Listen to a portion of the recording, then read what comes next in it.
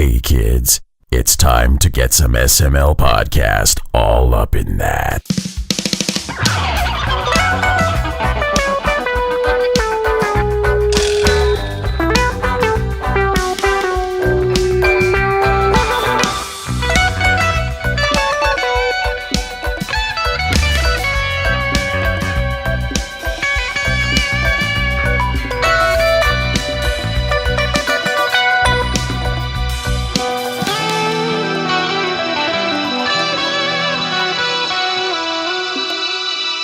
What's up, everyone? This is the SML Podcast. I am your host, Joe. We have another reviews episode lined up. A lot of games to talk about. Let's not dick around too much because Pernell Vaughan, you are here. How are you doing? I'm doing all right. Winter came. Yeah, kind of. It's getting there. Yeah, that sounds like I like that, but I don't. But I am happy because I had to turn the heat on, and the heater does not require hundreds of dollars of repairs because it actually works this time. Yay. So, happy. Adult responsibilities are not required for a moment. I can appreciate that.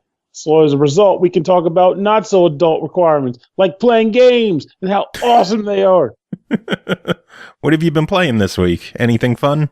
Oh yeah, well aside from the review product, I'm trying to play slowly Dragon Quest XI. It's such a slow slog for me. It's just, those games are so lengthy, and I'm old now. And I'm still playing Mary Skelter, because that game is just bizarre. I'm not sure if I described it to you last time when I was on the show, but it's probably one of the stranger RPGs I've ever played. I think you reviewed it for us, didn't you?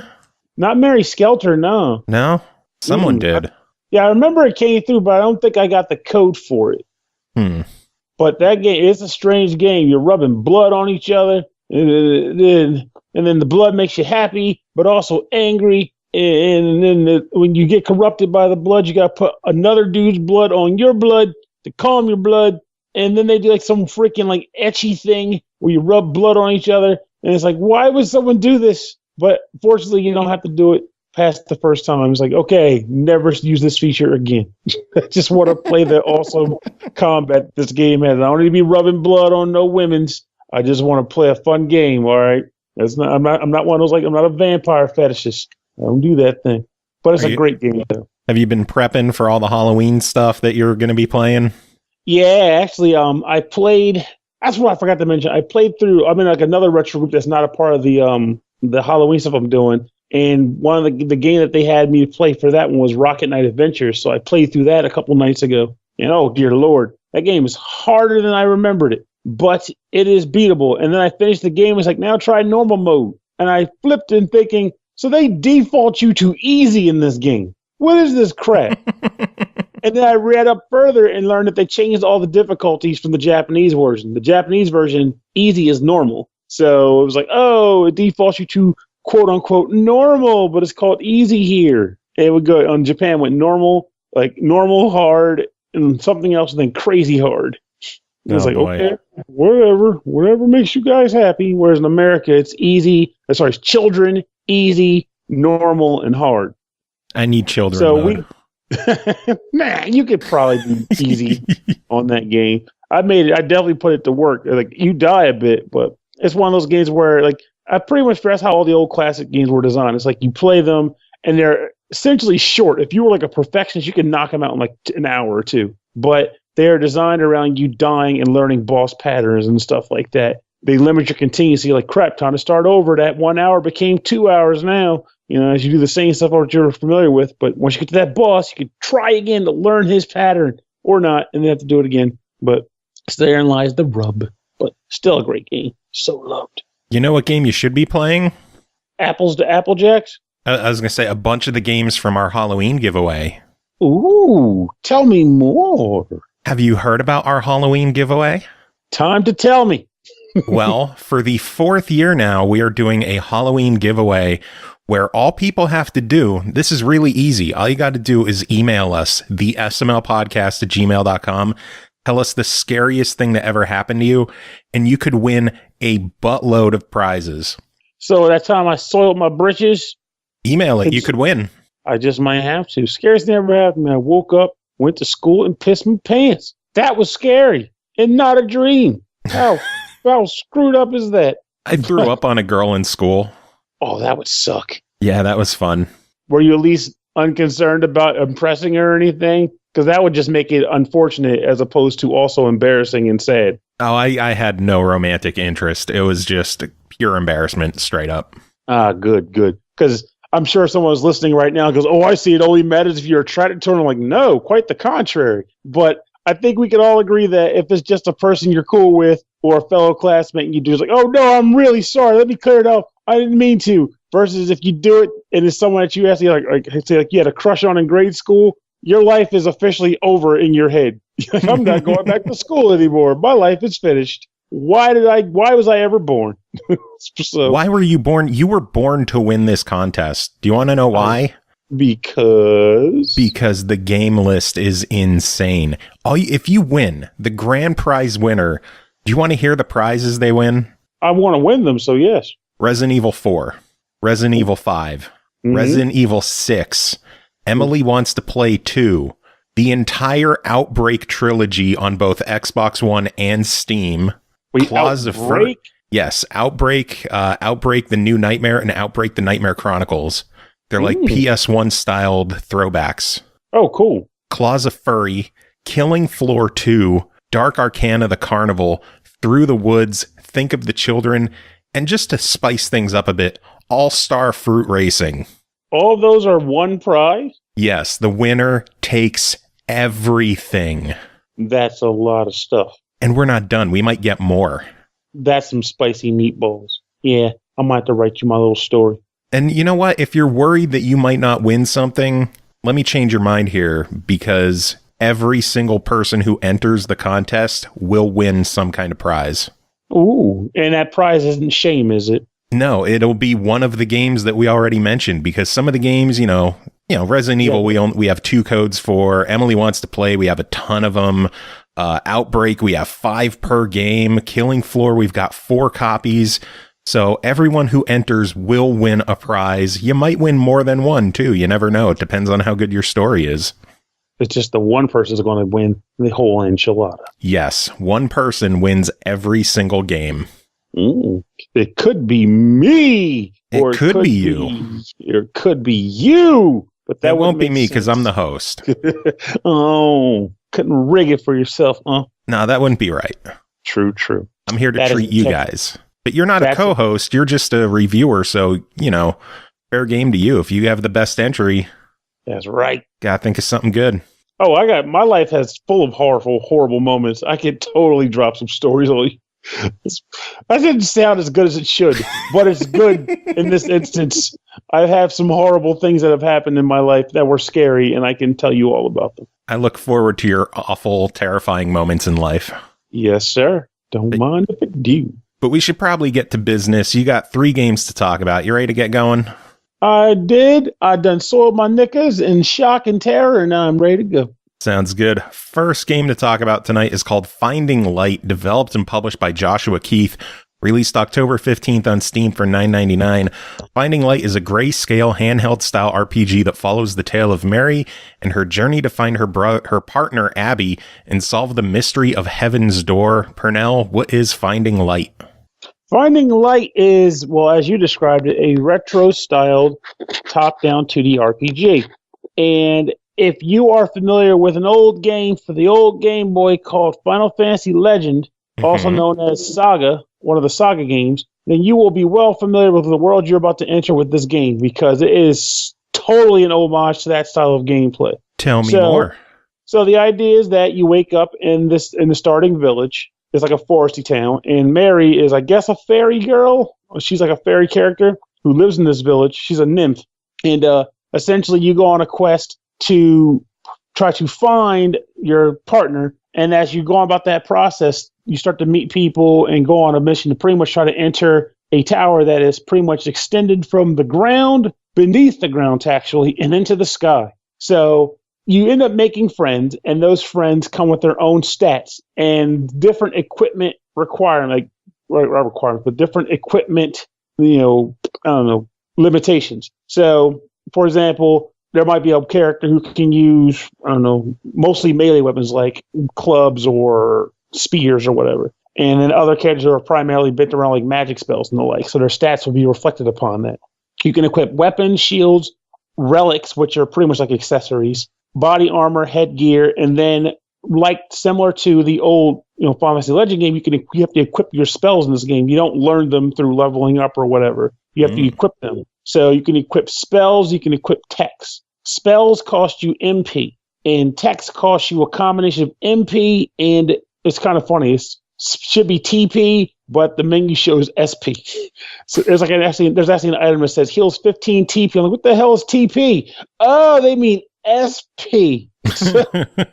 But it uses SP and MP in combination to do certain skills. Like one character, I like to use a spell called Fire Hour, a technique called Fire X, which is a group fire spell, costs about maybe like a quarter of their SP and like a small dibit of magic. Magic can be restored at the end or by way of using healing items, whereas SP is earned by mashing the crap out of enemies in combat or taking blows, I believe, too. So as you play through this game, it's funny how it works because the story, you're not going to get a deep, lengthy, complicated tale of daring do, but you are going to get a story worthy of a Game Boy RPG.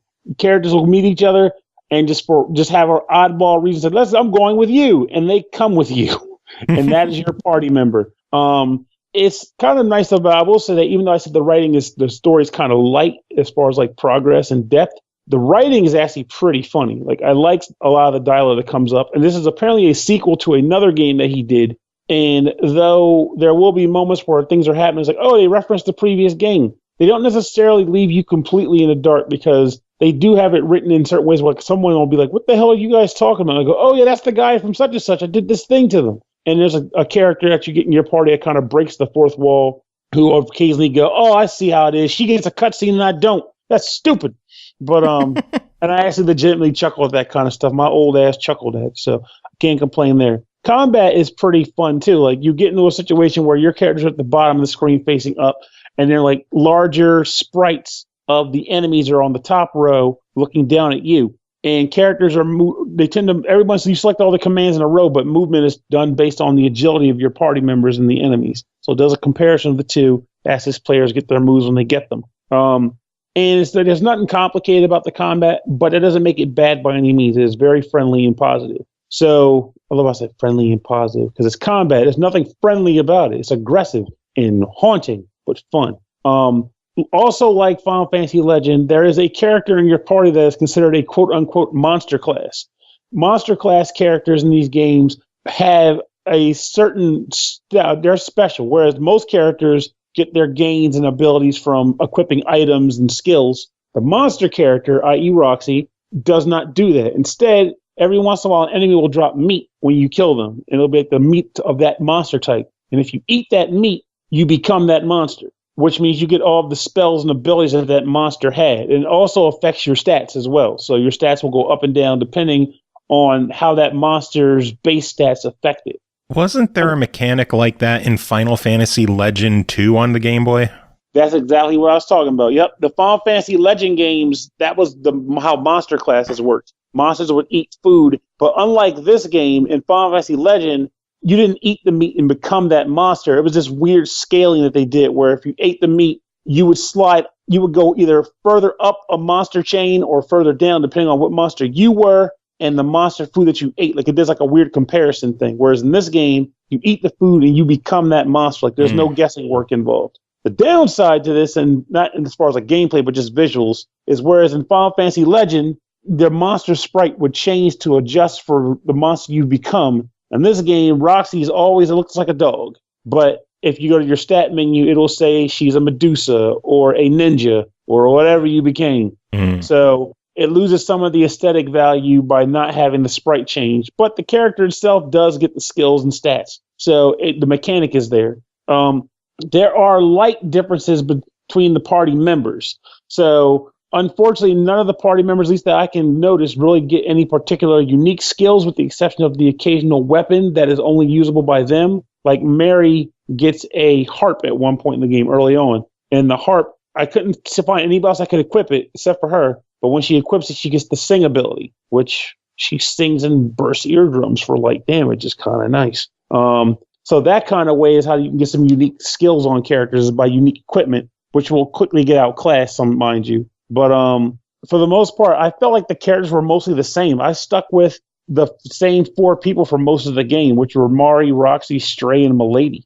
But I still enjoyed using those characters and getting different skills to equip on them, and putting them to use. Now, there are a few unfortunate glitches to the game I came across, which, I mean, from what I gather from the forums, the man who made the game is pretty on point with working on fixing them, so I wouldn't expect him to stick around long. But there was a case where I went to a shop, and when you go to a shop to buy equipment, the game does like a comparison of the stats, or this is what you have, and this is how they'll be affected by the item you're trying to buy.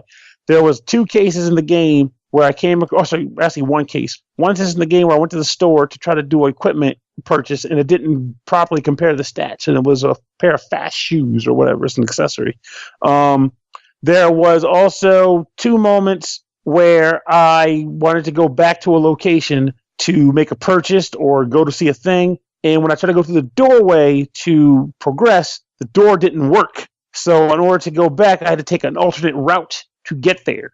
So it was kind of an annoyance. It didn't break the game, but it was definitely an annoyance. And the last thing that I'll mention is that there was a moment, actually there's 2 things I want to mention. There was another moment where I was in a dungeon and I found an item. That item was called a shell shield. That's what the chest said when I opened it. But said shell shield was nowhere to be found in my inventory. The best I could speculate was that it said shell shield, but it actually gave me the crab hammer. I was like, random. And then the last thing was there was a place in the game where there was like a dungeon puzzle where the computer tells you walk across these tiles without overstepping one. And if you can complete the entire puzzle, basically step on all the tiles once and only once. If you complete it, that's it. And it said if you fail, leave the room and come back and it will reset the puzzle. But unfortunately, it did not reset the puzzle.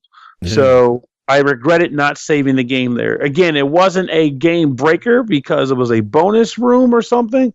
I got more than enough passcodes to unlock the next area from that zone, so it didn't ruin the game. But I was like, what could have been? This should not be a case. This should not happen this way. So I wanted to point those things out because as a review, they should be mentioned. And hopefully the creator of the game is listening. He can fix these things. And if he does, of course, he tells us, we can always update the review in the future and say, yes, he addressed the concerns I mentioned about the game. So it puts me in a sticky position as far as the recommendation goes, because I can't say buy it because it definitely has some things I need to get worked on. But I had fun with the game. It's very much enjoyable, especially, again, if you're a fan of nostalgic Final Fantasy Legend title. If you played that back in the day, you want to re-experience that through someone else's eyes. I think this game is a lot of fun. Very enjoyable.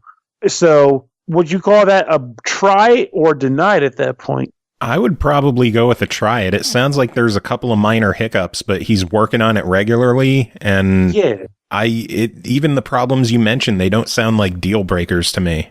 I don't think they are either, but that's how I always get a little antsy about that kind of thing because of, people's like, well, it has to be perfect or you get nothing. But nah, I don't swing that way. But I just kind of wanted to toss it off your head too.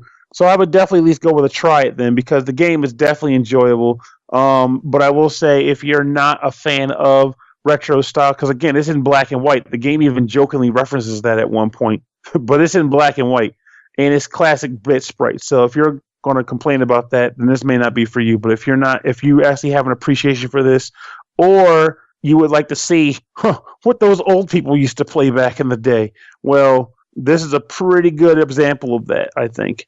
I wonder if he has any plans to bring it to the Switch, because that sounds like the perfect place for it. If he does, I would like for him to also bring the first game to the Switch as well, because I think they both would belong there. Bring them everywhere. Bring them to all platforms. Let's do it. Come on, Joshua Keith.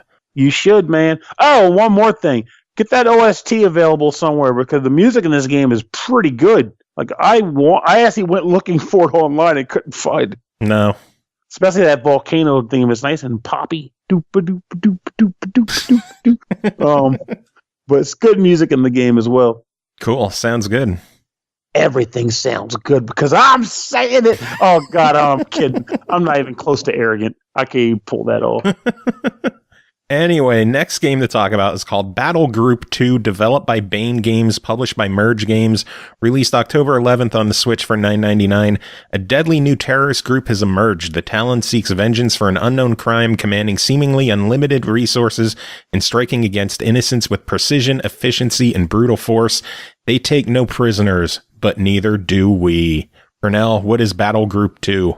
Take that story and throw it in the trash because you ain't going to pay attention to that. Not even close to caring. It's like a guy who's like Cobra Commander who pops up on the screen once was like, oh, we're going to take over the world. You're like, well, we're driving this boat, so you're probably not going to do that.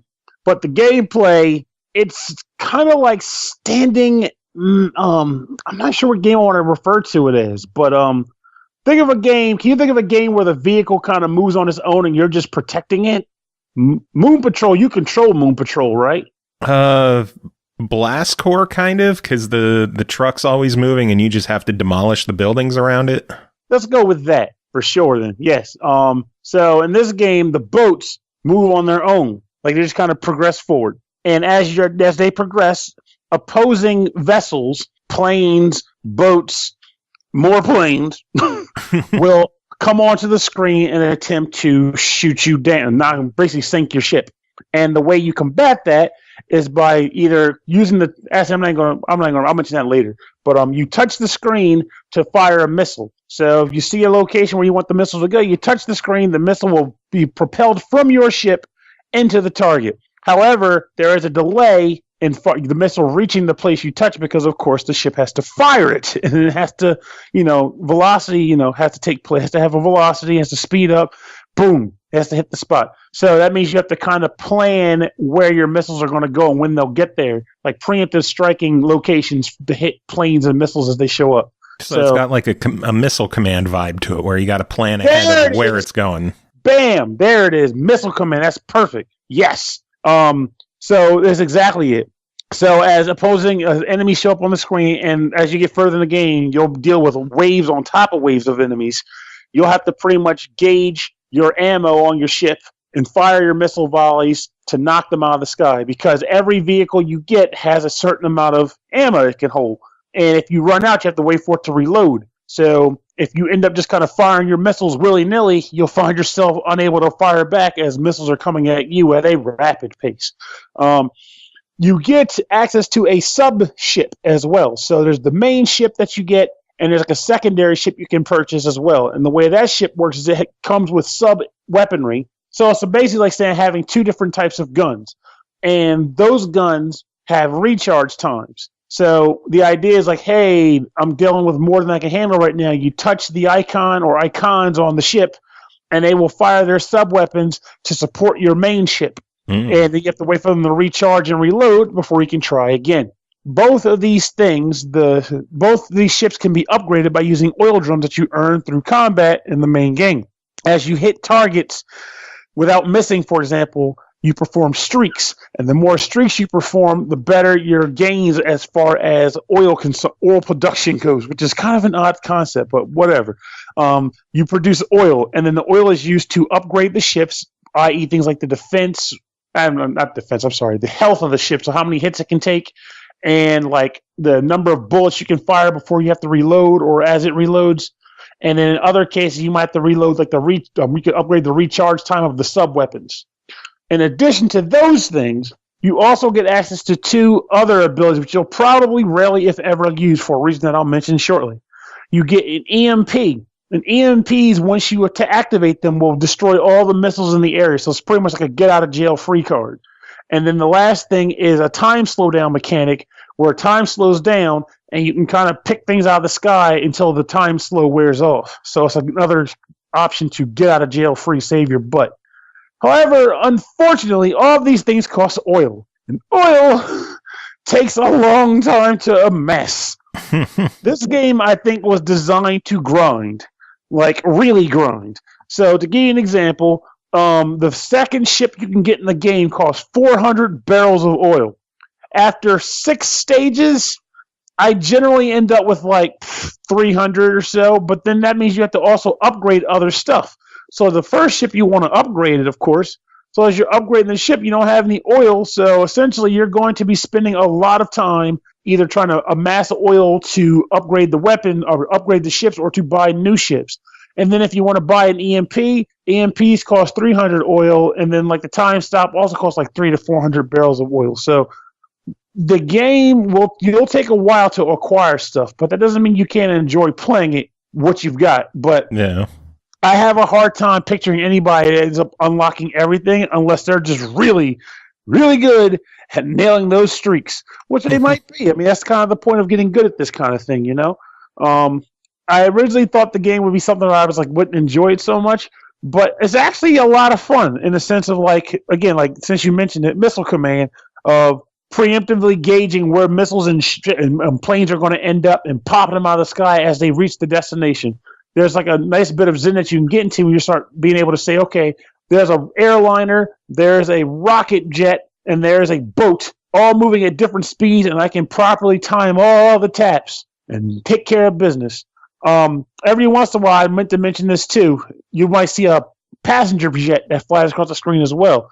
In those instances, you do not want to shoot them. So you're trying to shoot the enemies out of the sky while also avoiding the civilian vehicles, their planes that are flying through the sky. So kind of raining your wanton destruction, as it were. But I will. Oh, and of course there's boss fights too. But of course you freaking knew that. You knew that. Of course. If there weren't boss fights, I'd probably dock this game points. You can't do that. But oh no, I think the game is enjoyable. I had fun playing it. It's again, it's a style of game that I don't see too often actually either. But it's an enjoyable title. Nice. So for $10, what do you think of it? I think it's a try it for sure, but it can be more of a buy it if it ends up on sale. Like it's a 50% buy it, otherwise try it. Sounds like if good. I saw it for $5, I'd pay for it. It's like instant. Just buy the damn thing. It's fun. And hopefully we'll see it on sale sometime. Everything seems to go on sale anymore. That is true. 'Tis the age of a salarius, or I don't know what the hell I just said. Salery. Sail, like Age of Aquarius. Like it's the age of a sail or something. I don't know. Oh, Pernell, what are we going to do with you? Give me money. What I want. How about instead we give you one more game to talk about? I like that idea. I like it very much. All right, well, final game for you to talk about is called Devious Dungeon, developed by Woblyware and Ravenous Games, published by Ratalaika Games, released October 10th on Xbox One for $7.99, previously on other platforms as well. Under orders by the king, players assume the control of a knight instructed to head into the catacombs beneath the kingdom to slay the foul beasts and monstrosities that have invaded the murky depths. You must venture deep within the dungeons, eliminating the threat. Pernell, what is Devious Dungeon? It is a very simple dungeon crawler. And when I say simple, I mean real simple. But simple can be good. Just depends on if that's in your wheelhouse. So let me get into the why the simple exists. You are a dude who has a face and no name. And that's okay, I guess. And you are tasked with going underground, beating the tar out of monsters, and saving the day. Someone's day, anyway. And this is done by using a jump button and an attack button to match enemies as you go from portal to portal, which takes you to different floors to reach the bottom of the Devious Dungeon. As you do so, you acquire money, either from bashing in opponents' faces or breaking precious pottery. And when you do those things, you occasionally come across Olaf's caravan, usually nestled between certain floors. And when you go there, you can spend your hard-earned scratch on new weapons, armor, potions, accessories. These things aren't as complicated as they sound, though. They are basic stat boosts, and they are broken up into a one-track tier system. So the hammer, it'll be like, say, the dagger, then a sword, and then a hammer, then a bigger hammer, and it will always be better than the previous thing. So you can equip different weapons as you buy them if you so choose, and it'll look different on the screen, but they will never be as good as the thing above it or further down the chain. So the name of the game is getting money, buying the next best thing on whatever list you can afford, and keep moving. Do it over and over again. So, and as you progress through the different floors, every floor will likely have at least one or two secret rooms, being that you can walk through the wall, or a certain wall in the dungeon, and find either a book that gives you a ton of experience points, or a treasure chest with more valuable loot than basic coins from the pricey pottery. As you get experience points and level up, you can up-level yourself up in 3 different stats: strength, defense, or dexterity. Strength is attack power, defense is, hit point absorption or damage absorption ability. And dexterity is crit rate. So higher dexterity, the more like you already do critical damage. Every few floors, you will be fighting a boss like the Beholder and his fireball eye blinking madness that comes in the ways of H.P. Lovecraftisms or whatever, and other such bosses. But overall, I would say it's an enjoyable game, but it also doesn't offer a lot of meat or uniqueness. It's hard to explain. Well, it's not hard to explain. It actually makes perfect sense. So the game is fun. No denying that. I enjoyed what I played of it. I wasn't bored, but I will also say there was little to no meat to that potato. Should potatoes have meat? I don't think so.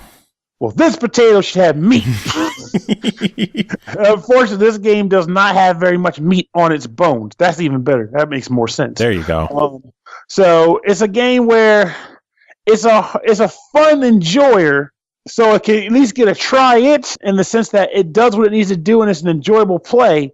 But by that same token, for this style of gameplay, there are a lot of better options out there, especially after this recent summer we've had of freaking like Metroidvania madness or whatever. True. But the game itself is stable, it's fun and enjoyable, and if you want to spend the money on it, I don't think you'll be disappointed in it. But that's how I feel about it. I think it's at least a try per se, because it's an enjoyable game for what you get, but you can get more meat for a similar price. Actually, what is the price? $7.99. You're like, geez, you should have known that, Pernell. What is the deal? I mean, I say it in the introductions. I never remember. I'm so jazzed to talk about it. You know. But see, I think being only $8 is a definite plus to it. It's not the meatiest game out there, but I think it follows the KISS method. The KISS method. Keep it simple, stupid. You call me stupid. Always. But, at least you're honest. I think it just goes for simplicity. It's easy to pick up, easy to play. It's not going to rack your brain. It's not trying to be Assassin's Creed or Call of Duty. It's trying to be an $8 simple indie. And I think it works really well for it. For $8, I personally would give it a buy it just because it's cheap enough that, it's not a huge risk and it's a lot of fun. Okay. Let's go with you're going down with the buy it. I'm going down with the try it. And we'll meet in the middle with a highly recommended try it. There we go. How's go. That? I was going to say saute it, but saute it. Because I'm clearly really hungry. But saute potatoes, sauteing bones. That's where I'm at. I'm gonna have to remember that for future reviews. I give it a recommended try it. I give it a saute it. Saute it. Oh Jesus, Pernell! It is always good having you on chatting about these things. Do you have any final thoughts to sum it up? Nah, not so much. I'm pretty much on the square roll right now. Just keep playing them games. Play something scary. Let us know what you're playing that's scary, and of course, enroll in this contest. All right, moving on. Chris Taylor is joining us. Chris, how are you doing? I'm doing fantastic. Fantastic? Yeah, it's getting cold here in Texas now, which is partly nice because it's not blisteringly hot, but also my feet are cold.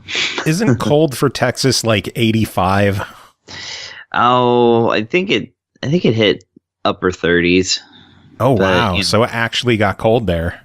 Yeah, it does briefly. It's just the previous day it was 90. So oh Lord. 90 to 30 overnight. Yeah.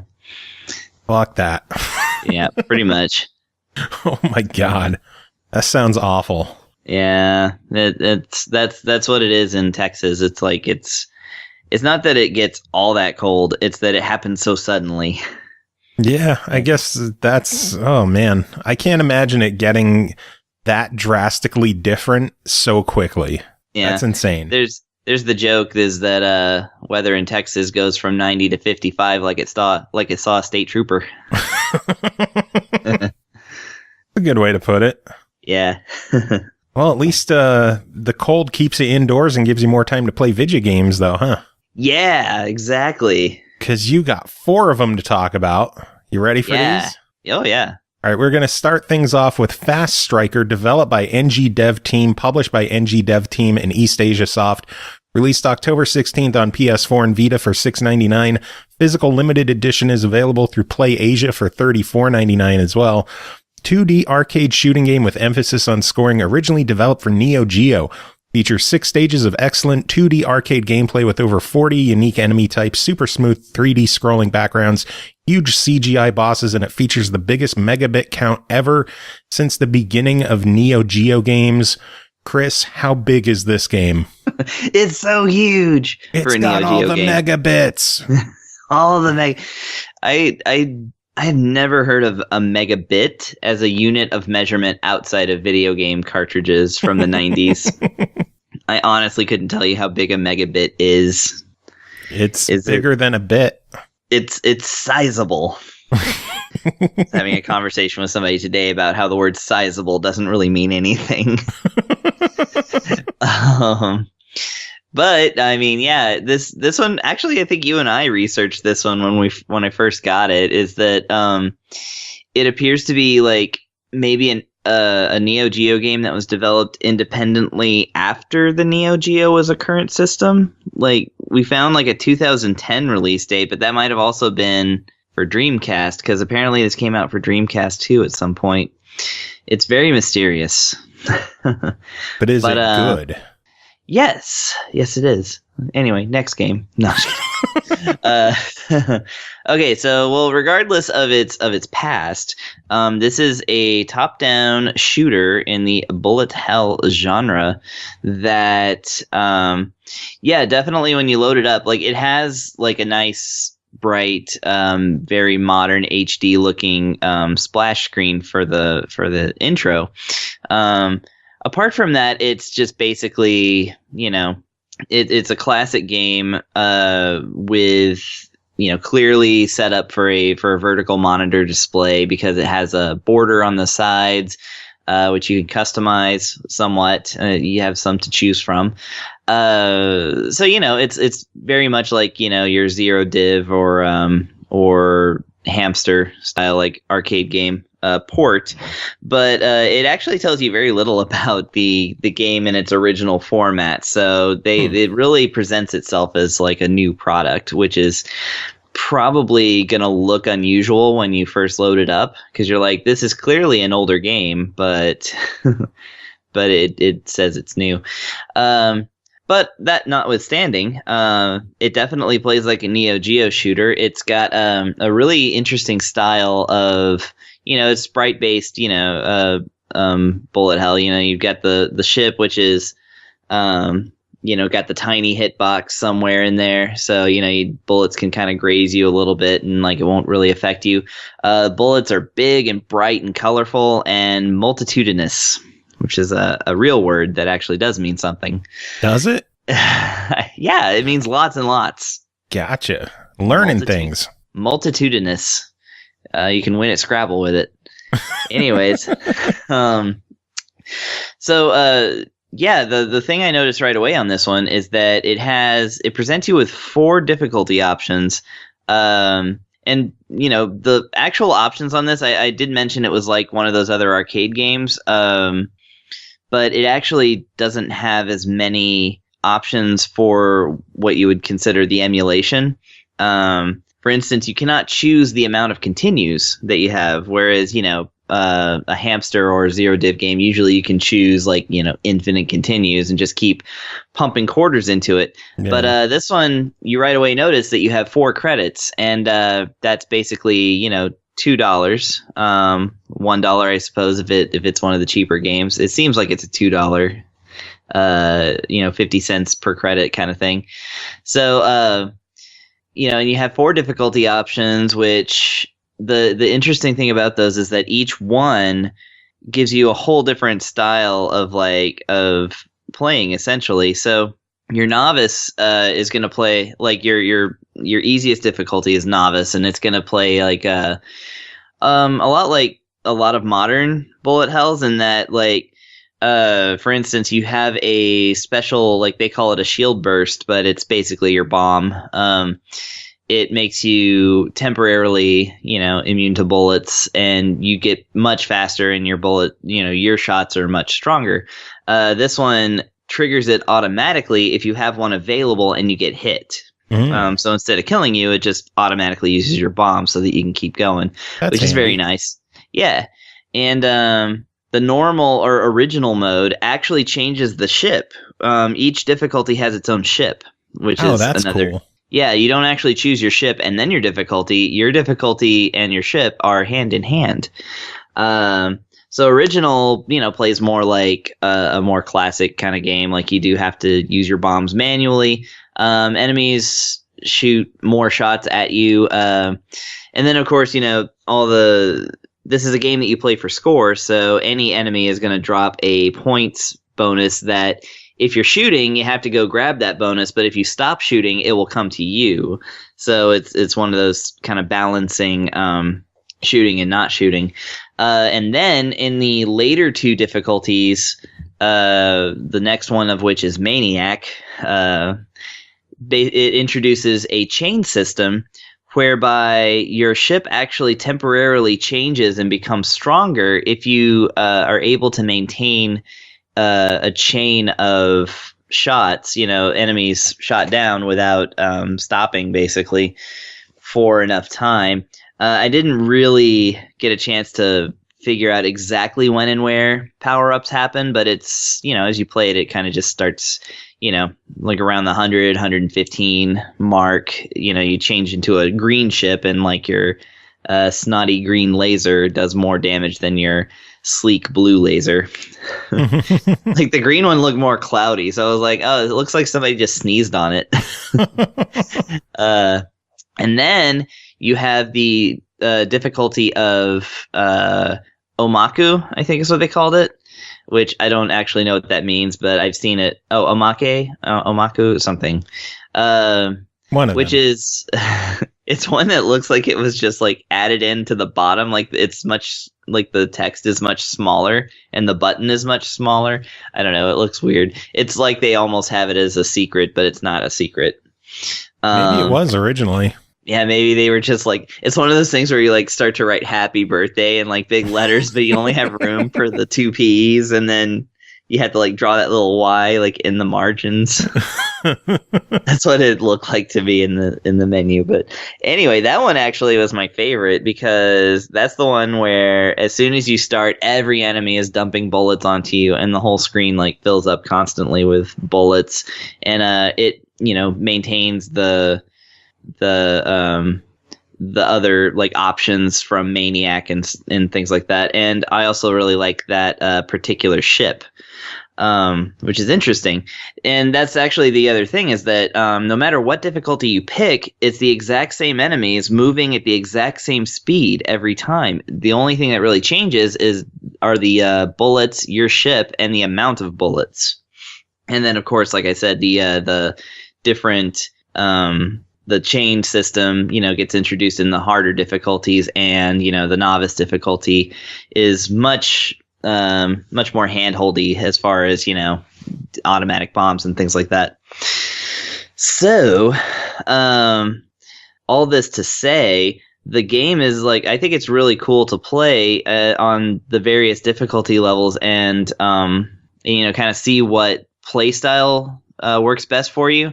The scoreboards are different for each one, so you can just kind of pick your favorite and just start grinding on that and try and see how far you can get. Which, by the way, I found out, at first I was like, well, this is really challenging because you only get 4 continues. But then as I was playing, I suddenly noticed I had more continues. So I actually think this is a game that, like my favorite series, Castle of Shikigami, I believe that it actually, on a timer, starts adding more continues into your store the more that you play it. Which I like, especially if it amounts to free play. True. Which... but I can't confirm that because I haven't played that long. Yeah. But I played long enough to get extra continues, so that was really nice. So that really gets you coming back on this one. Keeps you playing. Oh yeah. So $7 on it. What do you think of it? Like, kind of like the last vertical shooter I talked about that was, $4.99 or something. Like, this game could so easily be more than $6.99. So if you are a vertical shooter fan, this is definitely one to pick up. It's got interesting stuff in it, and if you're not into interesting stuff, it is very much a traditional top-down shooter. So I think you're going to find a lot to like here. And I mean, if you at all like dodging bullets and moving a ship around and shooting things, like $7 is like definitely a bargain. So yeah, this is a solid buy it. Nice. And if you want to spend more money on it, you could always get the physical edition from Play Asia for $35. Yeah, there's lots of good stuff, it looks like, on that one. I think you get a soundtrack with it, right? Mm-hmm. Yeah, that's really cool, because the soundtrack is very good. Nice. Yep. Cool. Next game to talk about is called Hot Gimmick Cosplay-jong. Developed and published by Zerodiv, released October 4th on the Switch for $20 even. Bear with me because I'm reading the whole thing from the page. And it's Psycheo, so here we go. It is magical. The number one mahjong arcade game is coming back to Nintendo Switch. The basic mode is playing with NPC. Of course, you are able to enjoy one mahjong after another with Girl. 1P mode. Everyone has an invisible anguish of heart, and your mission is to save their soul. The method is that you can solve problems by mahjong. Well, solve them by mahjong. Take your chance. The story is kind of that. Zhong fight mode. The blood, sweat, and tears story of two men who continue to fighting forever. Anyway, I feel like I feel like, who are you guys? That's it. In addition, you can use a powerful and joyful technique with a wonderful support character called a Zhongken. I love their write-ups so much. I know. Psycheo is so cool. So good. That's so funny. Yeah, so... But, if you found that a little bit hard to understand, you might find Hot Gimmick Cosplay-jong a little hard to understand. Of course, this is a game by Psycheo, which normally when we've been talking about Psycheo, it has been their wonderful vertical shooter games, such as Gunbird and Strikers 1945 and, things like that.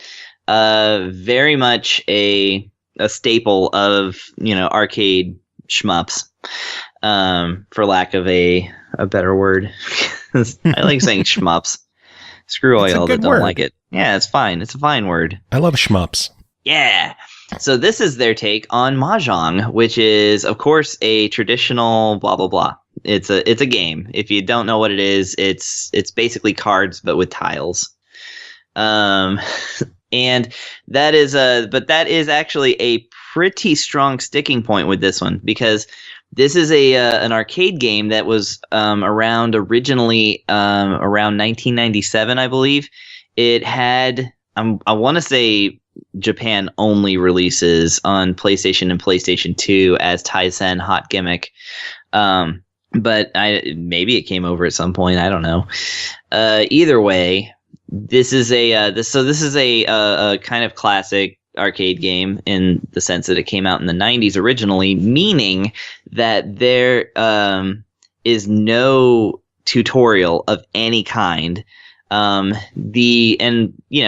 this is Psycheo, and they, again, like Hamster, Zerodiv, or anybody, it's basically an emulated game with an external menu that allows you to tweak certain things like the difficulty, the amount of points that you start with, and various things like that. There is even a manual section which only explains what the difference is between this game of mahjong and 4-player mahjong, and it's written by Psycheo, so it makes no sense. I mean, it's wonderful to read through. You should definitely read through the manual if you get a chance. But you will not learn how to play mahjong or this version of mahjong through that.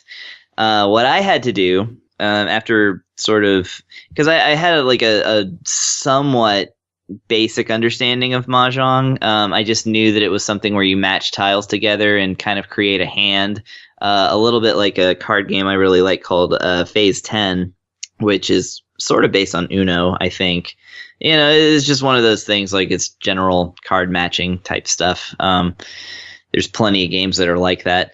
But I had to look up and watch a video about mahjong and then like read about mahjong and like, really sort of learn the game as it's supposed to be played before I could even get into this one enough to even know where I was or what I was doing.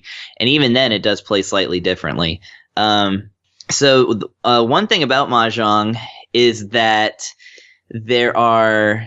So if you think about like suits, like, clubs, hearts, diamonds, whatever the other one is. Spades? Can you tell yeah. Can you tell I'm great at cards? Yes. Yeah, but like suits, there are different types of tiles that will, that you're either supposed to match exactly alike or you can create a run.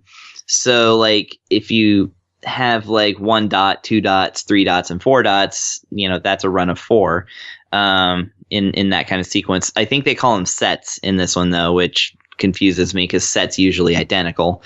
But anyways, and they actually have whole different words for it in mahjong. I think they call them melds. But let's not get into that. You'll have to do better Wikipedia searching than me to challenge me on that. So like the suits, they have those. So they have dots and they have bamboo, which is easy because you just count the pieces of bamboo. Then they have like another one. I'm drawing a blank on what it is. And then they actually have blanks, and I have no idea what they do. But anyway, the one that I got hung up on is that there's a set of tiles that are all Chinese characters. Now, in the usual game that you would play, they would help us dumb Westerners by putting a number in the corner of the tile, and they use a simplified set of Chinese characters that you can just refer to a list, that's right there on Wikipedia and be like, oh, okay, so that's what this is. And then Wikipedia warns, some games of mahjong use a more traditional Chinese character style that is way more complex, but more aesthetically pleasing. And that's the one they go with. Oh, so boy.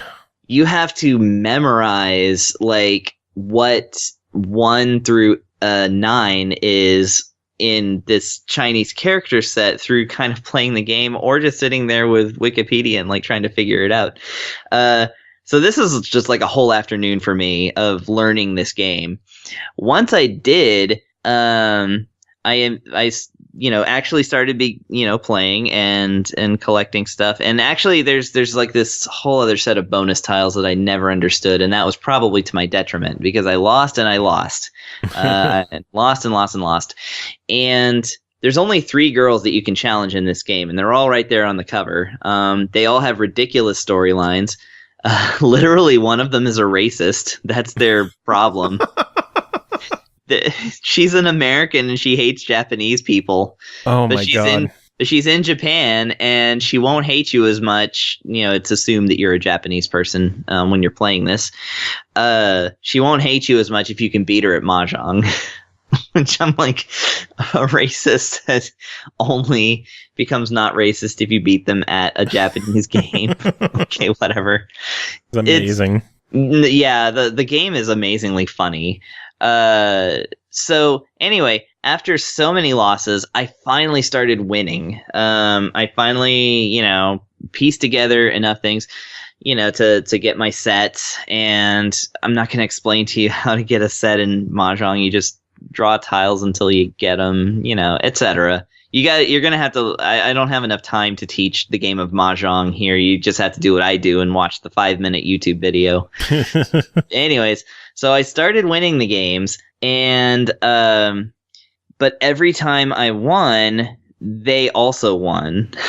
Like, the computer, on the easiest setting, the computer loses or fails to get a mahjong, which basically if you both get a mahjong, it's a draw. And it's basically a thing of like, if you draw enough times, if your stack was still better and you score more points, then you can ultimately win, So it's not imperative that they lose, but they lose one out of every, I would say, 50 times.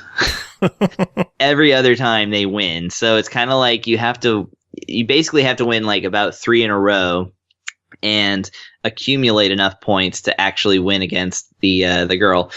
And so your reward, once you actually win against a girl, is that you get to pick one of 3 punishments that's gonna be inflicted on this female. You probably know where I'm going with this. Yes. And so you can choose to humiliate the women in one of like 3 different ways, which after you do so, which by the way, it's typical Japanese, like probably really perverted, but it's cleaned up enough where it's just kind of embarrassing. Anyways, so once you do that, it saves that into a gallery that you can then watch over and over again. Oh God. Which is I'm implying that it's worse than it probably is. It's just like silly boyish stuff, I guess. Like that specific style of Japanese, like fan service. A little bit, yeah. But anyways, and maybe there's other like humorous stuff. I mean, knowing Psycheo, they have that element to a lot of their games, but they also just have bizarre, genuinely funny stuff. Speaking of which, there's a whole nother mode in the game where you can actually play many more rounds, because it's like, I'd say about 10 rounds, playing as a couple of they're actually pretty familiar looking. I don't know where I would have seen them before, but they're just dudes in like, in skin suits and like bright colored clowny sort of makeup. And they do clownish stuff, kind of a wrestling match and things like that. It's pretty cool, and it introduces some other moves that are not explained and make no sense. So basically, people who are familiar with the solitaire version of mahjong, where you just match tiles, this isn't that. No, this is not that style of mahjong like that last one that I reviewed. This is strictly a competitive game, and the competitive mahjong is usually 4 players, so they did alter a lot to make it 2 players. But yeah, you are always going to be playing against a computer in this one. I don't even think it has a. I didn't see a 2-player person thing, but maybe there was one. I don't know. Yeah, it's a little confusing because the actual in-game menu is an arcade game, so it's a little less intuitive than that. Yeah. This sounds niche beyond niche. This is so niche. I actually love it for that. So yeah, ultimately, I would say, definitely if you know how to play mahjong, this is interesting enough for you to want to actually pick it up. If you're a complete noob like me, I can only say that you will have to learn the game on your own, because this game will not assist you in any way. However, once you do, I easily dumped an afternoon into this without really getting like frustrated or anything. Like it's a pretty addicting game. There's probably a reason it's endured for hundreds and hundreds of years. True. So once you actually get a handle on it, it's really fun. I actually quite enjoy it. And I do want to keep winning and like seeing other little, comedic endings and stuff like that. So, because I really think the one I picked was the worst one. So I feel like it is. And even then it was tame. It was just, in 2018 lenses, you're kind of like, not cool. But whatever, that's Psycheo for you. That was a different time. Yeah, pretty much. Sounds crazy. Yep. Awesome. Well, next game to talk about is called Joggernauts, developed by Space Mace, published by Graffiti Games, released October 11th on Switch and Steam for $14.99. A cooperative switching game about trying not to kill your friends. Chris, what is Joggernauts? Joggernauts. Okay, so Joggernauts is a really interesting one. It is it's an automatic runner game, an auto runner rather, where you persistently move to the right, and your job is to jump and dodge and defeat enemies and things like that. The twist to this one is that I actually didn't play it in 4-player mode, but I imagine it's probably similar. In 2-player or 1-player mode, you have 2 different characters. Well, actually, they look the same, but they're 2 different colors. Which you get to pick, which I think is interesting. It's not just strictly like blue and red or something. Like you can mix and match them however you like, but they have to be different colors because it's basically that as you're running through the stages, you will come across obstacles or power-ups that can only be accessed by one of the 2 colors. And so in a 1-player game, your buttons are basically going to be like, the down button and the B button for jumping. And then the X button to switch a different character to the lead.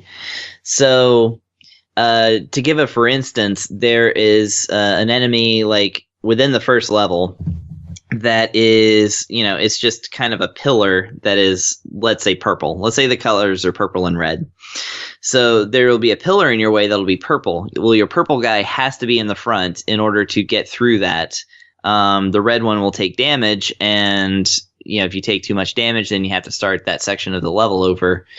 And then maybe right after the purple, there is a red one, and then you have to, as soon as you run through it with the purple one, you got to switch to the red one so that it can go through the next one. And sometimes they're pretty close together, but the switching is, pretty much instantaneous. So there are a lot of segments where, fast switching and jumping, like tandem jumping, has to be accomplished.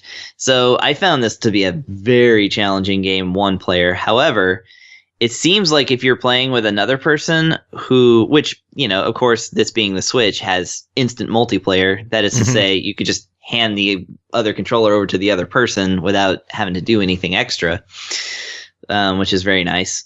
It feels like if you just had the one thing that you had to do, then it would just be a matter of, signaling when to switch. But the jumps will be a lot easier, because I found myself oftentimes trying to get over a gap by jumping both characters at the same time, which, of course, since one character is slightly behind the other, that would kill one character. So the story is basically that this robot called Coach, I guess one of the characters breached the hull to their spaceship. These are all little aliens and such, and lost all of the Coach's trophies. So the Coach tells you to get down there and, onto these planets and just run around until you get trophies, and then adds the little, like, at least that's how I would design a game. kind of jokes. Game's very, very jokey, and I actually found it pretty charming. But yeah, so the main goal, quote unquote, is to get trophies as you run along in this game. Now, often these trophies are in plain view. However, they're usually locked up, and you have to have completed some kind of challenge within the level to unlock them. For instance, getting all the different colored floating balls that are just out of reach, so that you have to jump up and get them while also switching your characters, while also getting through the obstacles, which, if you miss one of them or hit it with the wrong color character, then the rest of them disappear and you don't get that trophy, and then you have to start the level over. So they don't seem to be necessary to complete the levels, because I was able to move on without getting them. But the game definitely seems to imply that it's very important that you grab as many trophies as possible.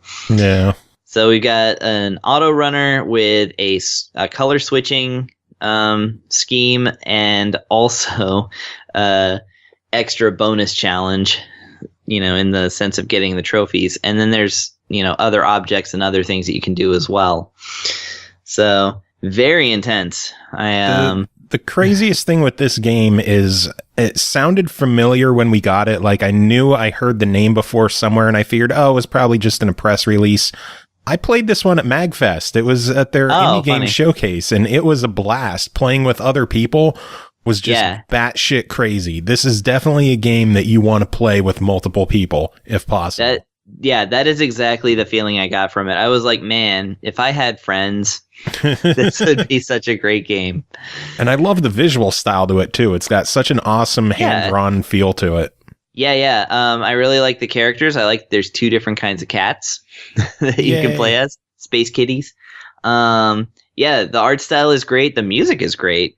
That's something I generally tend to be, a fan. I tend to say that, I tend to be a fan of the music, but I mean, this one was very nice. I found it really super challenging as a single player game. I think that it's probably more fun as a multiplayer game. And again, I haven't tried the 4-player mode, but that was an option. So nice. Well, as it stands for $15, what do you think of it?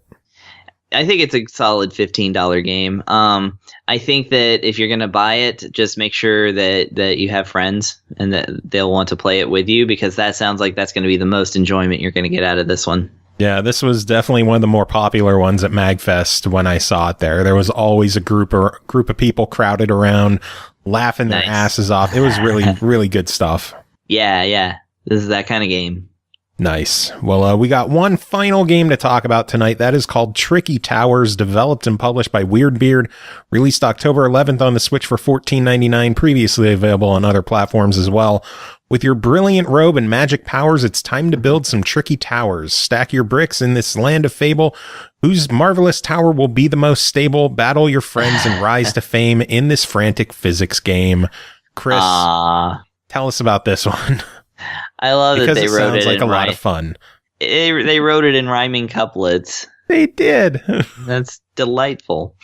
Okay, Tricky Towers. Well, not to give too much away right away, but I did request this one because I played it actually before on Xbox One, I think. It might have been PS4. It was one of those.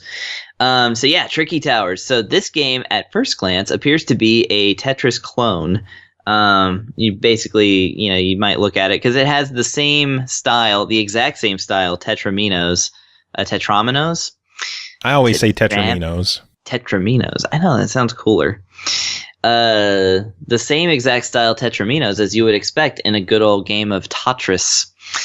And But as you start to play this game, it quickly becomes apparent that this is an entirely different animal. So you start off, in the playing field with a tower kind of in the center of things, with some probably the middle third of the playing field, with the other 2 just being a gap. These blocks start falling, and you have to stack them upon your tower, which they don't stick like Tetraminos do. They actually follow a basic, I want to call it squishy gravity.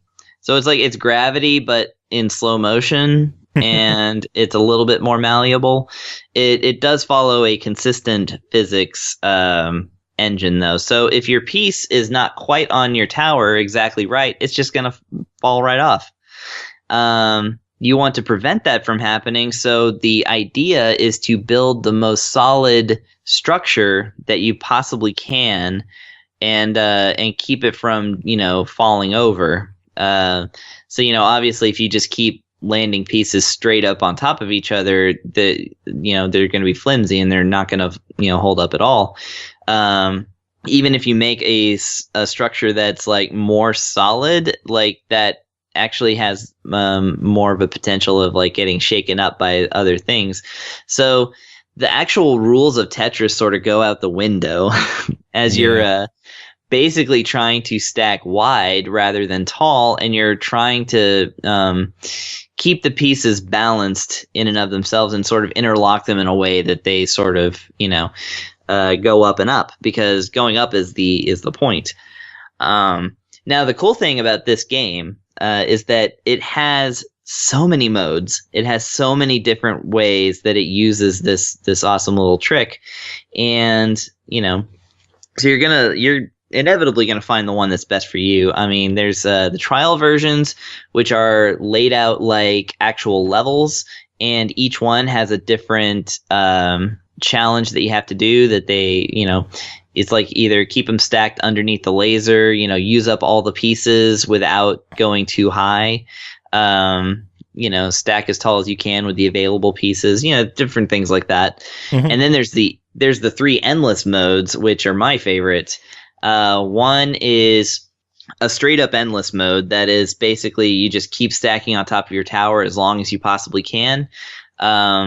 There are markers that, when you get high enough and reach the marker, then it, raises the marker, of course, and that moves the phase along. So the phases are going to kind of determine different things that are going to happen in the level, kind of like regular Tetris, only instead of just getting faster, like different sort of things start happening because this game is based on magic. You're actually picking a little wizard character and trying to make their wizard tower.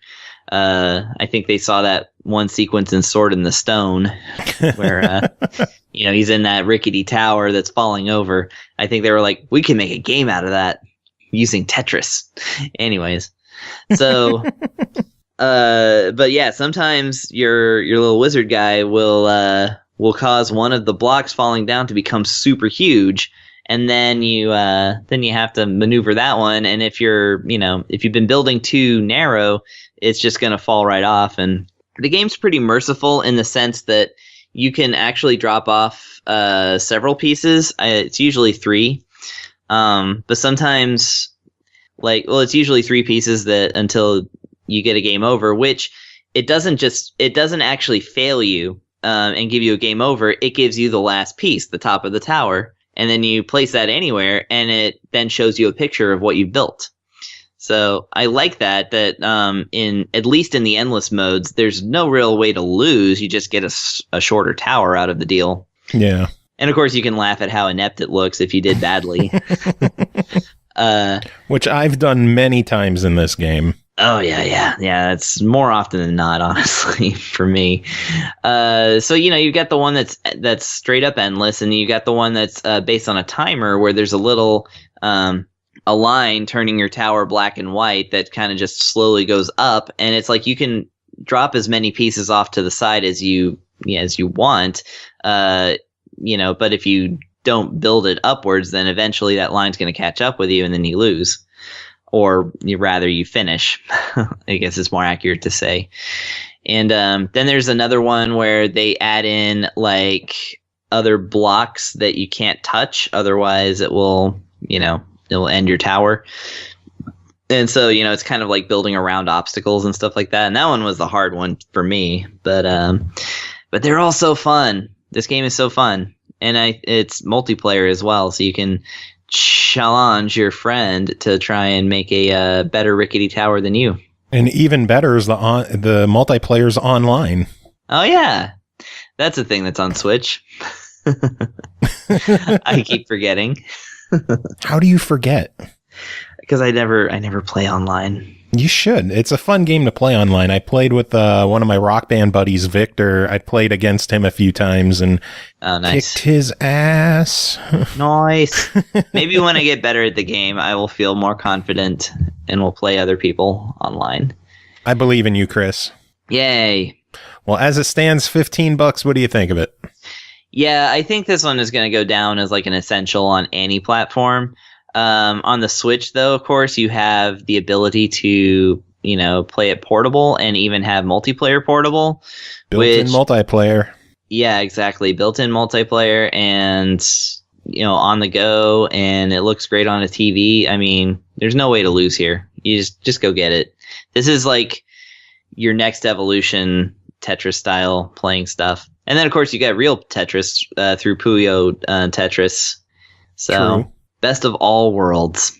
Hooray! Hooray! Well, that is it for this episode then. Chris, thanks as always for coming on and chatting. Hooray! Thank you for having me. Always good having you. Always good having Pernell. We're going to wrap things up with a couple more songs from that Castlevania X68000 tribute album that Syndrovania Projects put out. It's so good. I just keep playing songs off of it. Yeah. There's one person that loves Castlevania. That would be Syndra. Yes. So that is an awesome album. We're going to play some more off of that. But Chris, do you have any final words to end the show? Keep your feet warm. Why? Because it's cold. Okay.